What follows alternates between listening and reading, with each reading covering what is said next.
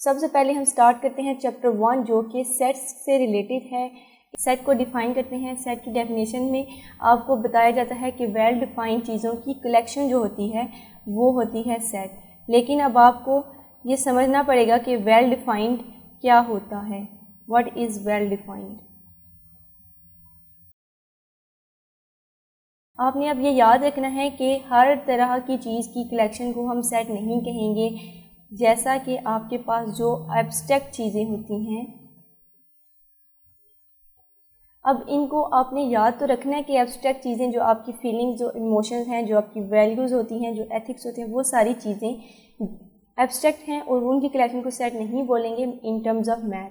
लेकिन यहाँ पे कंसेप्ट ये है कि आखिर क्यों ये कलेक्शन एब्स्ट्रैक्ट की कलेक्शन सेट नहीं है, क्योंकि इनको हम काउंट नहीं कर सकते। इनको काउंट नहीं किया जा सकता, इनको हम रिप्रेजेंट नहीं कर सकते, इनकी काउंटिंग नहीं की जा सकती, ये किसी भी फिज़िकल फॉर्म में नहीं है, इसलिए इनकी कलेक्शन सेट नहीं है। और जितनी भी वेल डिफाइंड चीज़ें होंगी उनकी कलेक्शन को आप सेट बोलोगे। अगर आपके पास डेली लाइफ एग्जांपल में आप देखते हो कि आपके पास है टी सेट। अब आपको पता है कि टी सेट है तो उसमें a definite number of cups होंगे। फॉर एग्जांपल आपके पास 6 कप्स हैं, तो अब यहाँ पे जो 6 है ये एक प्रॉपर नंबर है।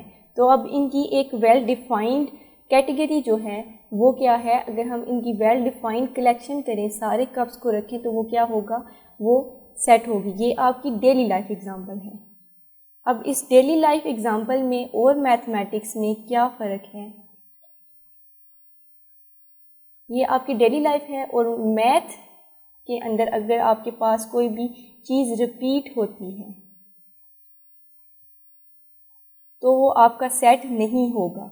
क्योंकि अगर आप कहते हो कि 1 1 1 तो ये एक सेट है, no this is not a set, क्योंकि इसमें एक जैसी चीज़ें रिपीट हो रही हैं।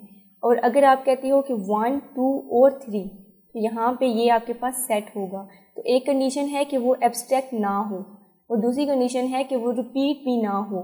तो हम कहेंगे कि उसकी एक वेल डिफाइंड है, डेफिनेट नंबर्स हैं उन एलिमेंट्स के जो सेट में पाए जाते हैं। अब हमारे पास जो वेल डिफाइंड कलेक्शन होगी, किन किन चीज़ों की कलेक्शन को हम मैथ्स में सेट बोल सकते हैं, वो आपके पास नंबर्स हो सकते हैं और ऑब्जेक्ट्स हो सकते हैं। आपके पास जो लेटर्स होते हैं किसी भी लैंग्वेज के वो भी हो सकते हैं, लाइक ABC अल्फ़ाबेट्स के हैं। ऑब्जेक्ट चीज़ों की नाम हैं, लाइक टेबल, चेयर। आपके पास अगर डिफरेंट चीज़ों के नाम हैं तो वो आपका सेट हो सकता है। आपके पास नंबर काउंटिंग 1 2 3 वो आपके पास सेट होगा। लेकिन आपने याद रखना है कि वो एब्स्ट्रैक्ट चीज़ें नहीं होनी चाहिए और उनका एक प्रॉपर नंबर होना चाहिए, उनको हम काउंट कर सकते हों और उनकी रेपिटेशन भी नहीं होनी चाहिए। अब हमने स्टडी करना है कि how to express a set. तो हमारे पास 3 फॉर्म्स हैं, डिस्क्रिप्टिव, टेबुलर और सेट बिल्डर फॉर्म। हम 1 बाय 1 इनको स्टडी करेंगे। सबसे पहले जो आपके पास लिखी हुई है डिस्क्रिप्टिव फॉर्म, इसमें आप यूज़ करते हो स्टेटमेंट को। स्टेटमेंट को आप यूज़ करते हो, आप एक लाइन के थ्रू बताते हो कि this set is collection of natural numbers, this set is collection of alphabet और एनीथिंग। जो भी आपके पास आपको समझ आ रहा होगा, जो भी कंस्टिट्यूएंट्स हैं उस सेट के, उनको आपने एक स्टेटमेंट के थ्रू एक्सप्लेन करना है कि इस सेट में ये वाले नंबर्स पाए जाते हैं। This set is combination of whole numbers. और कोई भी आपके पास सेट है तो आप बोलोगे this is set of prime numbers. तो जो उस सेट के एलिमेंट्स हैं उनको देखते हुए जब आप एक स्टेटमेंट के थ्रू उसको लिखोगे तो वो होगी डिस्क्रिप्टिव फॉर्म। लाइक आप देखते हो कि x is set of odd numbers. अब इस स्टेटमेंट को देखिए, आपको पता लग रहा है कि x एक ऐसा सेट है जिसके अंदर ऑड नंबर्स पाए जाते हैं। तो हम इसको लिख सकते हैं इस तरीके से 1 3 5 7 एंड सो ऑन, कि जितने भी ऑड नंबर्स हैं वो x के अंदर आते हैं। तो ये x इनकी कलेक्शन हो गई। तो ये हमने जब एक स्टेटमेंट के थ्रू बताया तो ये हमारी डिस्क्रिप्टिव फॉर्म हो गई।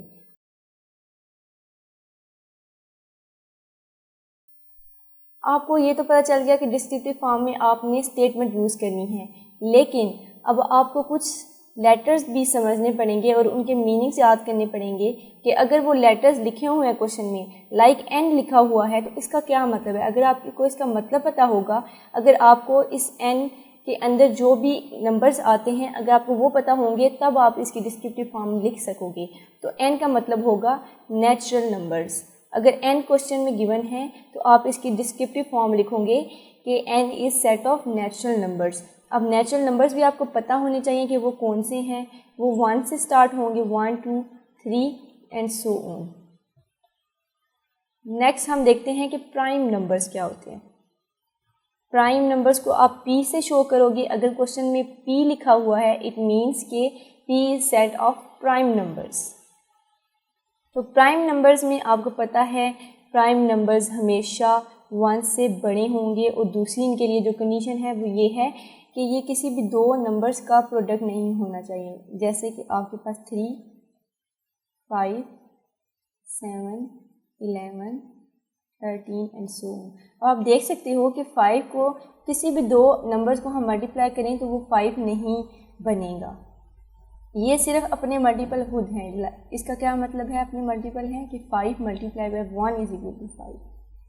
अब यहाँ पे 5 को हम मल्टीप्लाई करवा रहे हैं किसी चीज़ से तो 5 बन रहा है। यहाँ पे 5 की जगह आप कोई और बदल दें। अब यहाँ पे अगर इसको 2 से करवाएं, 3 से करवाएं तो 5 नहीं आएगा। 2 को 2 से करवाएंगे तो 5 नहीं आएगा। 5 हमेशा तब आएगा जब 5 को हम 1 से मल्टीप्लाई करवाएंगे। 13 हमेशा तब आएगा जब 13 को आप 1 से मल्टीप्लाई करवाओगे। अगर 13 के अलावा किसी भी और चीज़ को आप मल्टीप्लाई करवाओगे x और y को, तो कभी भी 13 नहीं आएगा, नहीं आएगा 13, क्योंकि ये एक प्राइम नंबर्स है। तो ये थोड़ी सी इंफॉर्मेशन होगी प्राइम नंबर्स के बारे में कि प्राइम नंबर्स अपने मल्टीपल खुद होते हैं। वो किसी और नंबर को मल्टीप्लाई करने के रिज़ल्ट पे प्रोड्यूस नहीं होते। किसी भी दो नंबर्स को आप मल्टीप्लाई करोगे तो कभी भी उनका प्रोडक्ट प्राइम नंबर्स नहीं आएगा। प्राइम नंबर्स अपने मल्टीपल खुद होते हैं। तो इस तरह के जितने भी नंबर अगर आपको कहीं लिखे हुए नज़र आ रहे हैं तो आप क्या लिखोगे डिस्क्रिप्टिव फॉर्म में, सेट ऑफ प्राइम नंबर्स। इसके अलावा अगर आपको ओ लिखा हुआ नज़र आए तो इसका मतलब है कि set of odd number.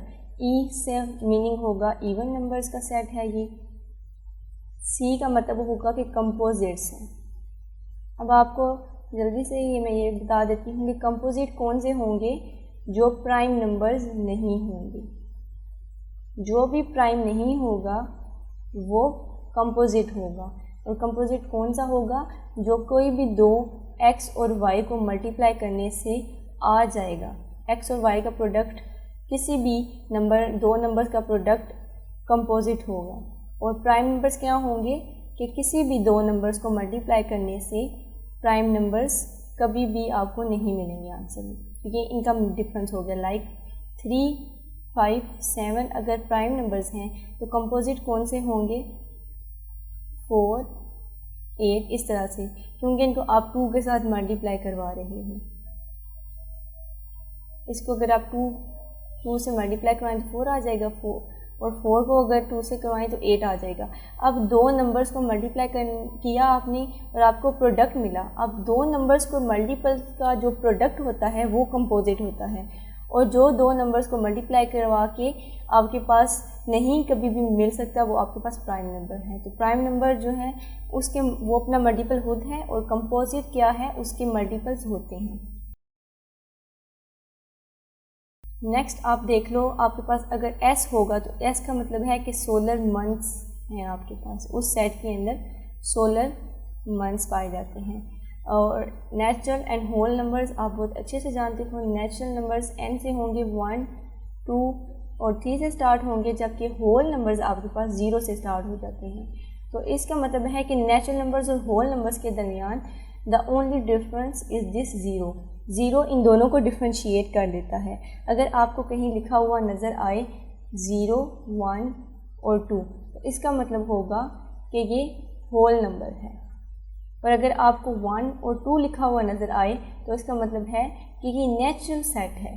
Set of natural number. लेकिन अगर आपको कहीं भी 0, 5, 7 आ जाए नज़र तो वो सेट ऑफ होल नंबर्स होगा। तो उसे आप जब लिखोगे सेट ऑफ नेचुरल नंबर, तो ये इसकी हो गई डिस्क्रिप्टिव फॉर्म जो अभी तक हमने स्टडी की है।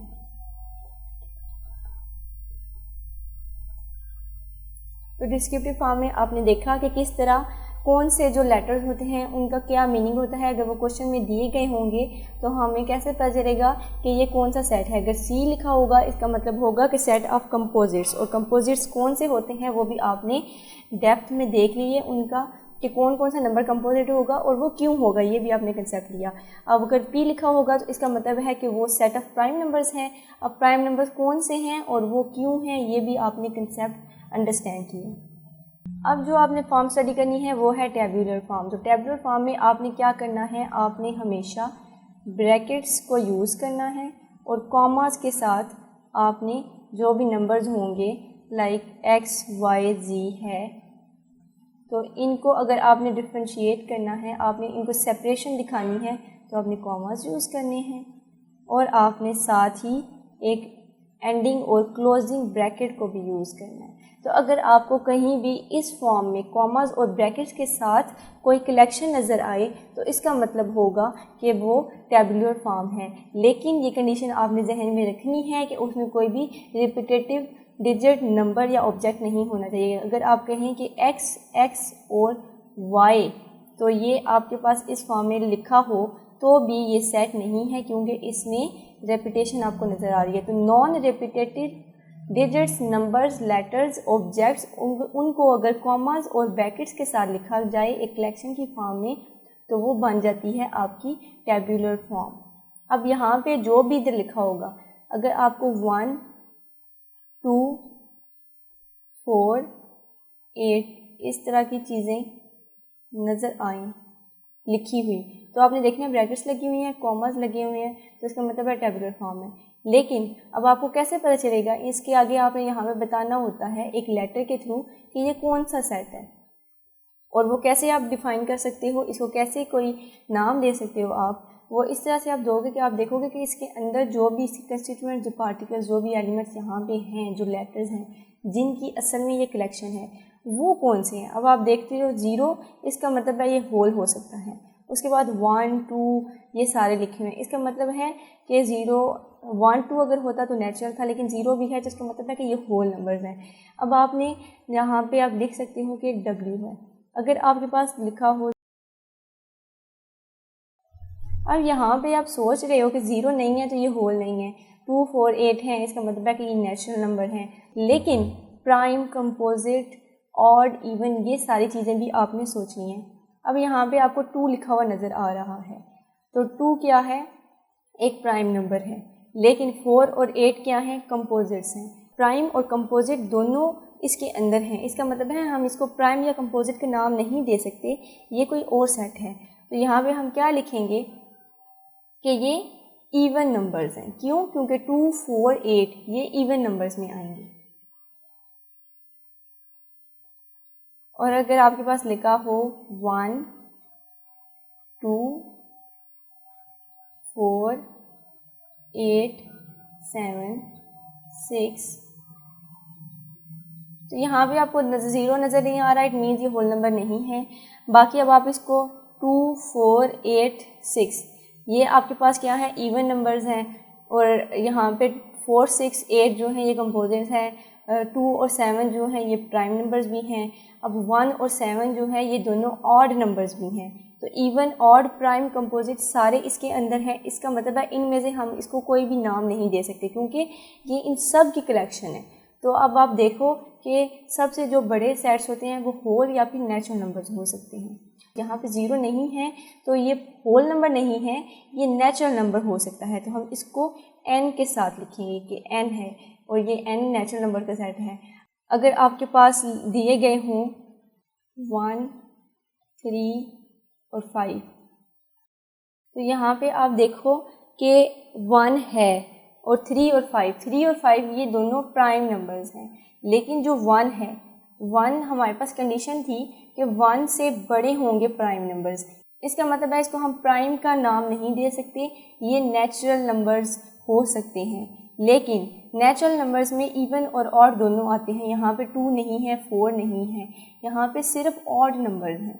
1, 3 और 5 ये सारे क्या हैं, ये ऑड नंबर्स हैं। अगर इनमें ऑड इवन दोनों होते तो हम कहते हैं कि ये नेचुरल नंबर्स हैं, लेकिन यहाँ पे सिर्फ आपको ऑड नंबर्स नज़र आ रहे हैं। इसको ओ का नाम दे सकती हो कि ऑड नंबर्स। और ये क्या होगी, टेबुलर फॉर्म, क्योंकि हमने इसमें ब्रैकेट्स और कॉमास यूज़ किए हैं। अगर इसको डिस्क्रिप्टिव में लिखते तो हम लिखते set of odd numbers. Third जो टाइप है वो हमारे पास है सेट बिल्डर फॉर्म की। सेट बिल्डर फॉर्म में आपने यूज़ करने हैं सिंबल्स। डिस्क्रिप्टिव में आपने स्टेटमेंट यूज़ की, टेबुलर में आपने कॉमास और ब्रैकेट्स यूज़ किए, और सेट बिल्डर फॉर्म में आपने सिंबल्स यूज़ करने हैं। तो अगर आपने सिंबल यूज़ करने हैं तो आपको उन सिंबल्स का मीनिंग, उनका यूजेज और क्या उनका कंसेप्ट है, उनको हम क्यों यूज़ करें, इन सब चीज़ों के बारे में नॉलेज होनी चाहिए। तो इसलिए हम सबसे पहले स्टार्ट करते हैं उन सिंबल से जो हम इसमें यूज़ करने वाले हैं।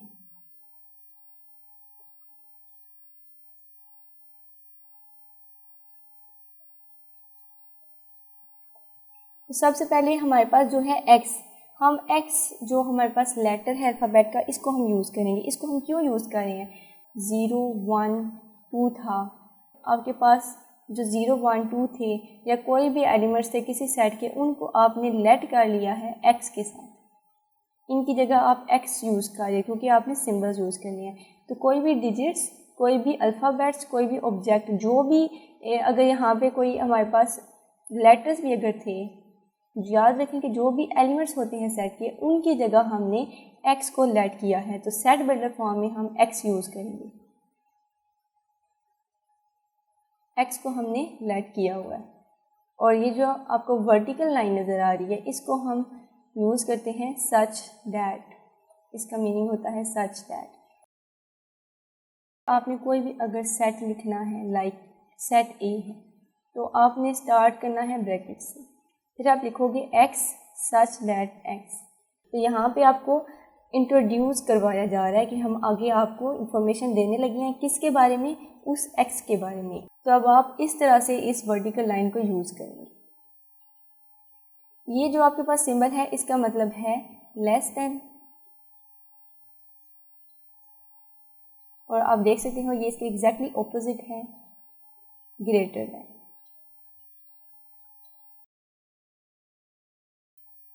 अब यहाँ पे लेस देन और ग्रेटर देन का अगर आप समझना चाहते हैं तो आपको दो चीज़ें याद रखनी पड़ेंगी। पहली बात तो ये कि हमेशा ये इस सेंस में यूज़ होगा कि यहाँ पे जो फर्स्ट लेटर है या फर्स्ट डिजिट है, कोई भी चीज़ है, जो यहाँ पे जो फर्स्ट है उसके अकॉर्डिंग ये बताएगा कि x is less than y, x is greater than y। तो अब आपने हमेशा याद रखना है कि जो भी यहाँ पे चीज़ लिखी होगी उसके अकॉर्डिंग आपने बात करनी है। अगर इस तरह से लिखा हो तो यहाँ पे आप y के अकॉर्डिंग बात करोगे कि y x से छोटा है या y x के बड़ा है। तो दूसरी ये कि आप यहाँ पे देख सकते हो कि इस साइड पे एरिया ज़्यादा है, तो इसका मतलब ये वाली साइड, इस साइड पे जो भी लिखा हुआ है वो हमेशा बड़ा होगा। तो इस लाइन का क्या मतलब हुआ कि x is less than y, यहाँ पे y बड़ा है और x छोटा है। और हमने बताना कैसे है, हमने बोलना है कि x is less than y। अब यहाँ पे आप देखो तो इस साइड पे एरिया ज़्यादा है, इट मीन्स कि यहाँ पे जो लिखा हुआ है उसकी वैल्यू ज़्यादा है। तो आप बोलोगे कि x is greater than y। और इस सिचुएशन में आप क्या करोगे कि ये वाली इसकी वैल्यू ज़्यादा होगी और इसकी कम होगी। तो आप क्या बोलोगे कि y is less than x, क्योंकि आपने फर्स्ट वाले के अकॉर्डिंग बात करनी है। और इस साइड पे यहाँ पे एरिया ज़्यादा है तो अब इसकी वैल्यू ज़्यादा है, तो y is greater than x। अब यहाँ पे जो है ये सिंबल जो ई की तरह लग रहा है लेकिन ये ई नहीं है, इसका मतलब है बिलोंग्स टू। इसको आप किस तरह से यूज़ करोगे, यहाँ पे आपने एक सेट लिखा कि x सच दैट x, के हम अब आपको x के बारे में बताने लगे हैं, वो x बिलोंग करता है। अब हम आगे लिख देंगे n, लिख देते हैं। तो अब इस बात का क्या मतलब हुआ कि x बिलोंग करता है n से, x ताल्लुक़ रखता है नेचुरल नंबर से। इसका मतलब है कि x क्या है, नेचुरल नंबर है, तो ए क्या होगा फिर, नेचुरल नंबर का कलेक्शन होगी, नेचुरल नंबर्स का सेट होगा, क्योंकि हमारा जो x है वो बिलोंग करता है n के साथ, नेचुरल नंबर्स के साथ। तो इस तरह से इस सिंबल को हम सेट के अंदर यूज़ करते हैं। नेक्स्ट हमारे पास है, ये दो हमारे पास साइन है, ये जो नीचे की तरफ है इसको हम कहते हैं एंड, और ये वाला और। एंड यूज़ किया जाता है दो इंफॉर्मेशंस को लिंक करने के लिए। जब हम सेट के अंदर दो इंफॉर्मेशन देते हैं तब हम यूज़ करते हैं एंड। हमने यहाँ पे एक इंफॉर्मेशन बताई और हमने इधर भी एक इंफॉर्मेशन बताई। लाइक हम कह सकते हैं कि जो x है वो नेचुरल नंबर है, और फिर हम ये भी कह सकते हैं कि x जो है वो 3 से छोटा है। तो अब हमने दोनों बातों को जब ज्वाइन करना है सेट बिल्डर फॉर्म में, तो अब हम ये वाला एंड वाला सिंबल यूज़ करेंगे।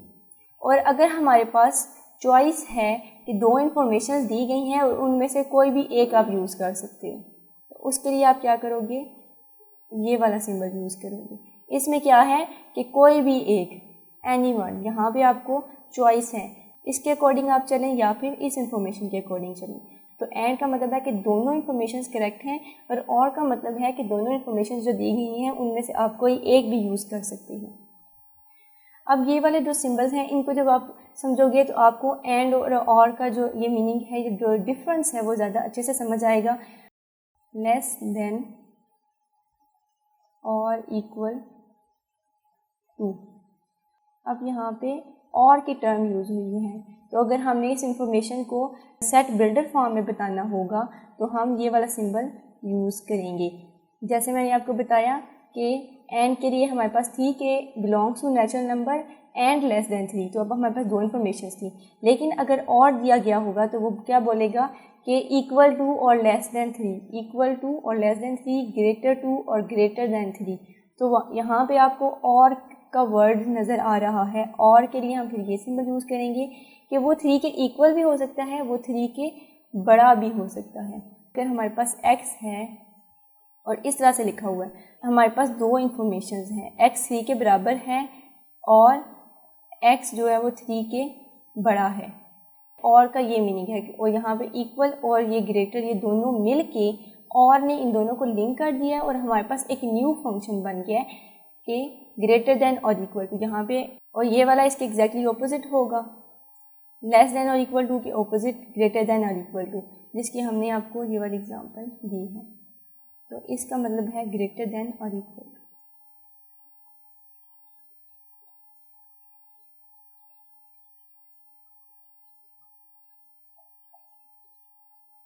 और अगर आप लेस देन और इक्वल टू समझना चाहते हो तो उसका मतलब है कि यहाँ पे x छोटा भी हो सकता है 2 से और x इक्वल भी हो सकता है 2 से।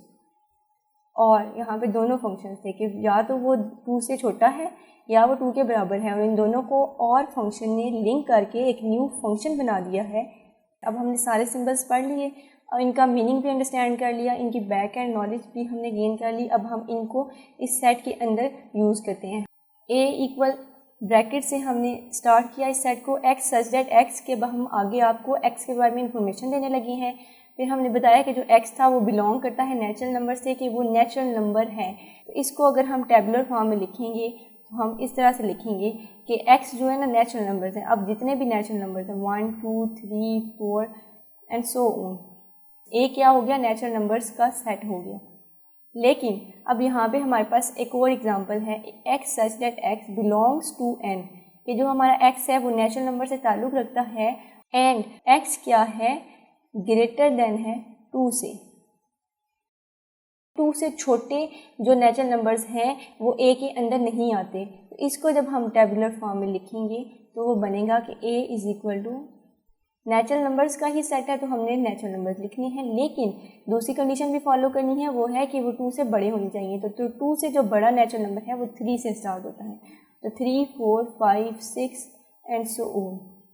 अब अगर आप इस सेट को और इस सेट को कंपेयर करें तो आपको डिफरेंस नज़र आ रहा है। इस सेट के अंदर 1 और 2 मौजूद है, वो यहाँ पे नहीं है। तो इसका मतलब है कि इन दोनों ये जो टेबुलर फॉर्म्स अगर डिफरेंट हैं तो इसका मतलब है कि इसकी सेट बिल्डर फॉर्म भी यकीनन डिफरेंट होगी। अब आपने इस सेट के थ्रू एंड के इस्तेमाल को सीखा है। जो हमारे पास फंक्शन है और अब हमने इसका यूजेज देखना है। उसके लिए हम क्या करेंगे, हम लिखेंगे कि x is equal to bracket से स्टार्ट किया x सच दैट x। अब ये ना कैपिटल लेटर वाला x है और आपके पास जो भी सेट्स होते हैं उनको आप हमेशा कैपिटल लेटर्स के थ्रू रिप्रेजेंट करते हो और ये जो अंदर x आएगा ये हमेशा स्मॉल लेटर वाला आएगा। तो वो कहता है कि x such that x belongs to p, prime numbers का ये सेट है। तो इतनी अगर बात है तो इसको हम टेबुलर फॉर्म में लिखेंगे कि x is equal to, bracket से स्टार्ट करेंगे तो इसमें आपने कॉमास भी यूज़ करनी है। प्राइम नंबर्स कौन से होते हैं, 1 से बड़े होते हैं हमेशा। तो 2, 3, 5, 7, 11, 13 एंड सो ऑन। तो जितने भी प्राइम नंबर्स हैं वो सारे हमारे सेट के अंदर आते हैं। लेकिन अगर वो कहता है कि x such that x belongs to p और साथ वो कहता है कि हमारा जो x था वो लेस देन और इक्वल टू 5 है। अब यहाँ पे आप बोलेंगे कि ये वाला हमने यूज़ नहीं किया और हमने ये वाला यूज़ कर लिया। तो अब आप पीछे देख चुके हो कि ये और ही था जिसने इन दोनों को ऐड कर दिया। इन दोनों को ऐड करके ये वाला हमारे पास न्यू फंक्शन बना है। इसको टेबुलर फॉर्म में हम लिखेंगे जब, तो अब हमारे पास दो सिचुएशंस हैं। 5 से पहले हम कहते हैं कि 5 से छोटे जो प्राइम नंबर्स हैं हम उनको लिखते हैं। ये हमारा सेट बन गया, ठीक है। और दूसरा हम क्या कर सकते हैं कि हम इक्वल वाले को फॉलो कर सकते हैं, 2, 3 और 5। अब हमारे पास मर्जी है कि हम इनमें से कोई भी एक यूज़ कर सकते हैं। लेस देन 5 वाला भी हम बना सकते हैं सेट और इक्वल टू 5 वाला भी हम सेट बना सकते हैं। और मोस्टली जब आपके पास इस तरह की सिचुएशन दी जाती है तो आप कोई भी बनाओ वो होगा ट्रू। लेकिन मोस्टली हम क्या करते हैं, हम इक्वल वाले को प्रेफर करते हैं और हम इसको जो है ना मोस्टली यूज़ कर लेते हैं। अगर आपको दिया जाए कि x ग्रेटर दैन और इक्वल टू 3, तो जब इसका वो सेट बनाएंगे कि अगर आपके पास नेचुरल नंबर्स हैं और वो 3 से बड़ा है या उसके बराबर है, तो हम क्या मोस्टली करते हैं, हम 3 से स्टार्ट कर लेते हैं। 3 को हम ऐड कर लेते हैं अपने सेट के अंदर।